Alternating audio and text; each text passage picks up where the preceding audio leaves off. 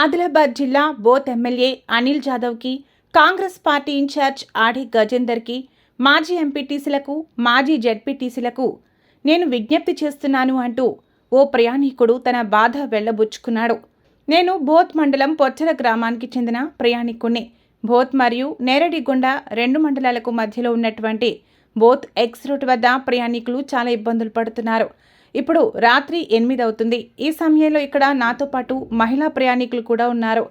వర్షం పడుతుంది. ఇక్కడ బస్ షెల్టర్ ఉన్న కూర్చోవడానికి పనికిరాని విధంగా ఉంది.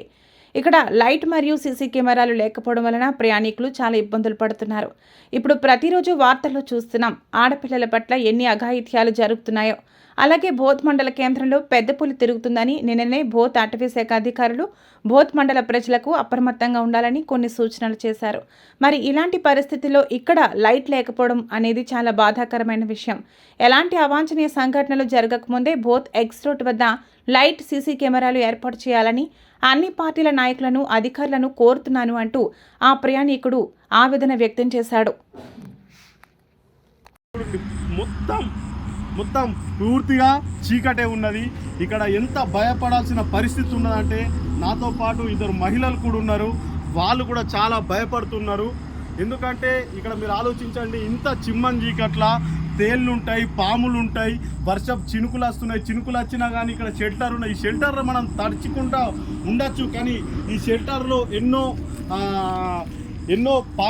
కిందికెళ్ళే పాములు కానీ తేలు కానీ వచ్చి ఏదో ప్రమాదం జరిగే పరిస్థితి ఉంటుంది. కావున దయచేసి ప్రతి ఒక్క నాయకుడికి నా యొక్క విజ్ఞప్తి ఏంటంటే ఇక్కడ సీసీ కెమెరాలు అనేది మీరు ఒకటి అమర్చండి. ఎందుకంటే ఇక్కడి నుంచి ఎందరో మంది బైకులు విలేజ్లకి వెళ్ళి కూడా బైకులు దొంగతనం చేస్తున్నారు. దొంగలు అనే వాళ్ళు తీసుకుపోయడం జరుగుతుంది. అలాగే మళ్ళా ఏమో చెప్పలేం ఏ పరిస్థితి ఎట్లుంటుందో, ఏ సమయం ఎట్లుంటుందో. కిడ్నాపర్స్ కూడా ఉండొచ్చు, ఏదన్నా జరగరాంది ఆడవాళ్ళ పైన ఏదన్నా ఇది కూడా వేయాల్సిన చేసే వాళ్ళు కూడా ఉండొచ్చు. కాబట్టి దీనిపైన ఇక్కడ ఎలాంటి సంఘటన జరగకముందే మీరు కొంచెం చర్యలు తీసుకోవాలని నేను కోరుకుంటున్నాను. ఎందుకంటే ఇక్కడ ఒక లైట్ సెట్టింగ్ అనేది ఉన్నది, కానీ అది ఇక్కడ వెలుగుతలేదు. ఎందుకు వెలుగుతలేదు, మరి అక్కడ ఏం ప్రాబ్లం ఉన్నది? కొంచెం కరెంట్ డిపార్ట్మెంట్ వాళ్ళు కూడా దీనిపైన ఆలోచన చేసి లైటింగ్ వచ్చే విధంగా చేయాలని, అలాగే ఇంకా కొంచెం ఇక్కడ లైట్స్ ఏర్పాటు చేసే విధంగా చేయాలని కోరుతున్నాము. ఇక్కడ సీసీ కెమెరాలు అనేటివి చాలా ఖచ్చితంగా అవసరము. ఇక్కడ ఆడవాళ్ళు దిగుతారు, ఎందుకంటే చిన్నపాటి జాబులు చేసుకునే వాళ్ళు ఉంటారు. ఏదో సమయం కొంచెం లేట్ అయిపోయి సమయానికి ఆలస్యమై ఇక్కడ దిగి ఇక్కడ నుంచి ఏమన్నా ఆటోలు దొరుకుతాయి, ఏమన్నా వెహికల్స్ దొరుకుతాయన్న నమ్మకంతో ఇక్కడ దిగుతారు. కానీ ఇక్కడికి వచ్చే వరకు అంటే చాలా చిమ్మం చీకటి ఉన్నది.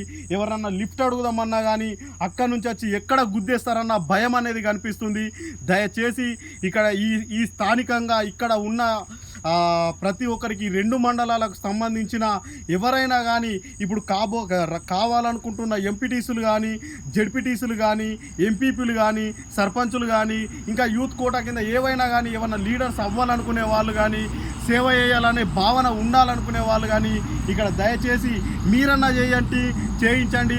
లేకపోతే కొంతమందిని ఒక ఏర్పాటు చేసుకొని మనకు ఎవరినన్నా కానీ మీరు సంప్రదించి ఇక్కడ సీసీ కెమెరాలు కానీ లైటింగ్లు కానీ ఖచ్చితంగా ఏర్పాటు చేయాలని మిమ్మల్ని కోరుకుంటున్నాము. మీ అందరికీ ధన్యవాదములు. 2 చేతులు జోడించి నమస్కారం తెలియజేస్తున్నాను. ఇంత చీకటిలో భయం వేస్తుందంటే ఆడవాళ్ళకు కూడా చాలా భయం పడాల్సిన పరిస్థితి ఇక్కడ ఉన్నది. కాబట్టి ఎందుకంటే జస్ట్ 8:30 అవుతుంది. 8:30 సమయంలోనే ఇంత ఘోరంగా ఉన్నది. అడవి పందులు ఉంటాయి, అడవి మృగులు ఏవైనా ఉండొచ్చు, ఏమన్నా జరగచ్చు.